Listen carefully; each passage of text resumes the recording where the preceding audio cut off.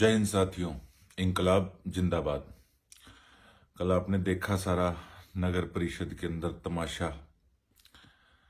हम जब आए सारे इकट्ठे होके पुलिस को इन्फॉर्म किया, सारी A to Z शुरू से लेके आखिर तक की वीडियोस हमारे पास हैं लाइव। वहां पर अंदर नेटवर्क प्रॉब्लम बड़ी ज़्यादा थी और अगर कोई उसको बहाना समझे तो कैमरे हमारे सारे चल रहे थे।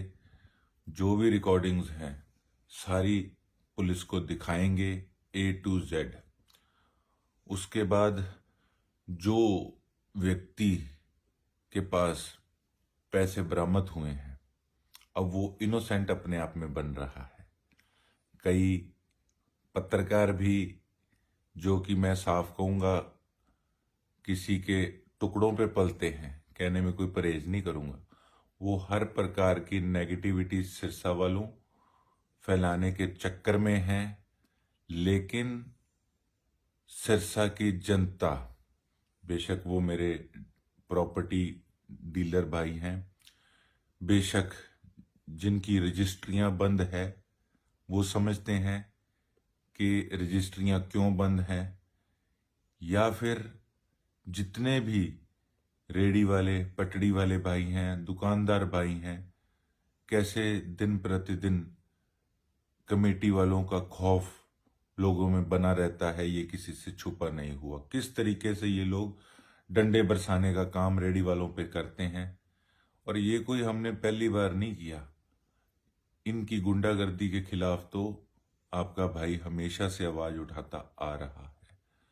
अब तो ये हालात थे कि शरेआम कमेटी के अंदर पैसे मांगते थे। आप मुझे सिरसा वालों बताइएगा कि 3-3, 4-4 महीने से लोग फाइलें लेके क्या वहां नहीं घूम रहे?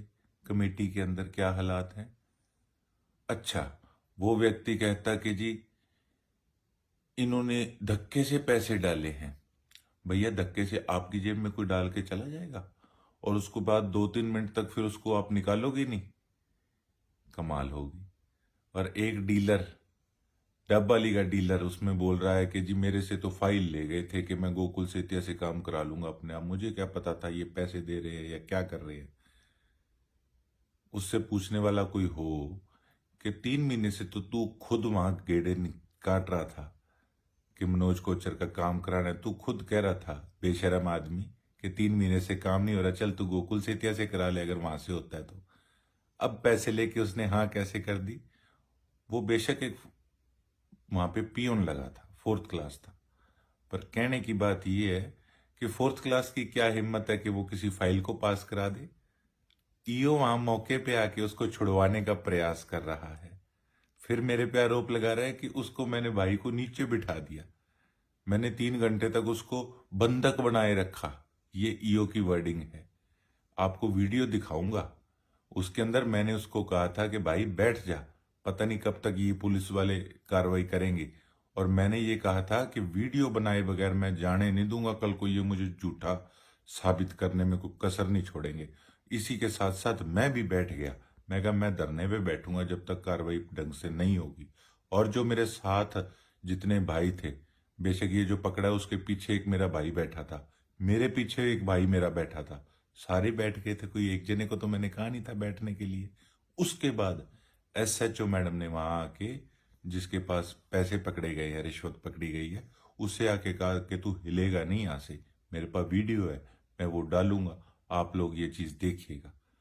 साथियों, अब बात ये है कि ये मेरे पे जाति सूचक का पर्चा डालने का काम कर रहे हैं, और इसके ऊपर इनका हाईकमांड कौन है वो आप अच्छे से जानते हैं कि ये सब जो ईओ जैसे लोग हैं या कई और हैं, ये किसके इशारे पे ये सब नाचते हैं आप अच्छे से जानते हैं।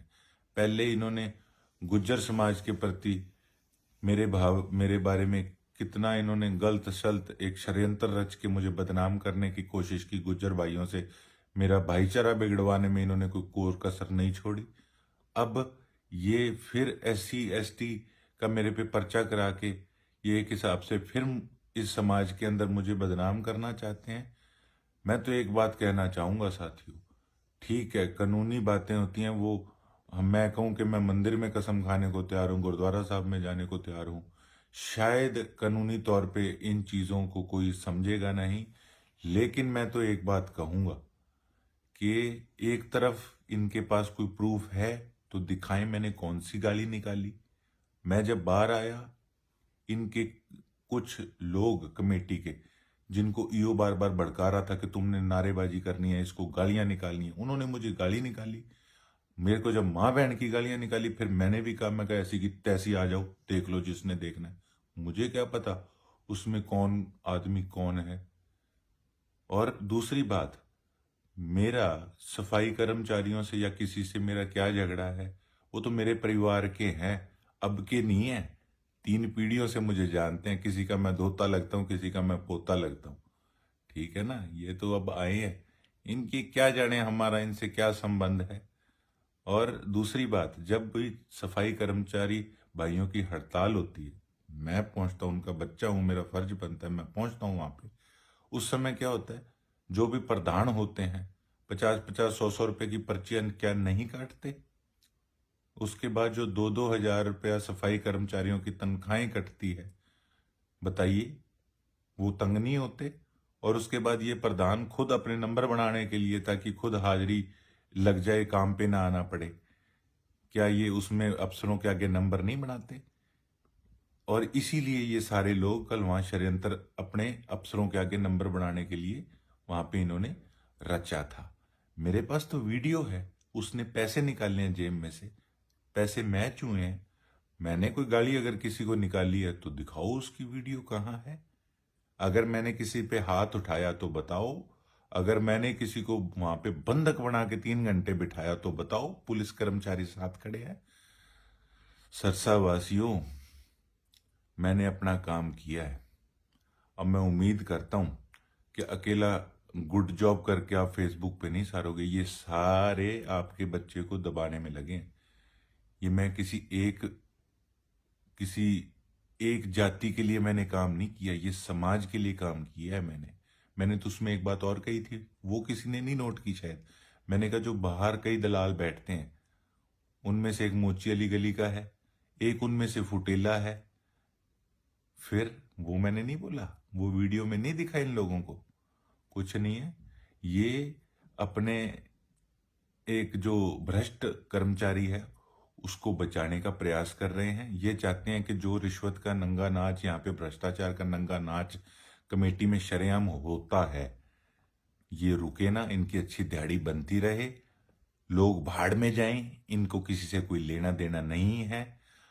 और अब देखते हैं कि सरकार क्या ऐसे चोरों का साथ देती है। ये जो चोर मैंने कहा ना, ये जो ईओ जैसे वहां बचाने आए थे, मेरे पास वीडियो पड़ी है, वो बचाने आया है उसको।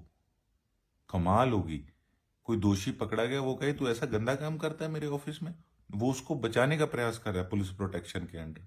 मैंने उन लोगों को कहा है, ना कि सफाई कर्मचारियों को। ये तो ध्यान भटकाने वाली बात है, वो मेरे परिवार के हैं, जितना उन्होंने मेरा साथ दिया इतना साथ मेरा और किसी ने नहीं दिया। और जब तक भ्रष्टाचार बंद नहीं होगा, तब तक हमारा गरीब समाज के अंदर ऊपर नहीं आ सकता। हम जो वर्ग दबा हुआ है उसको हम ऊपर उठाने का काम कोशिश कर रहे हैं, और वो कैसे होगा, जब भ्रष्टाचार बंद होगा। बहुत बहुत धन्यवाद। जय हिंद, जय भारत, इंकलाब जिंदाबाद।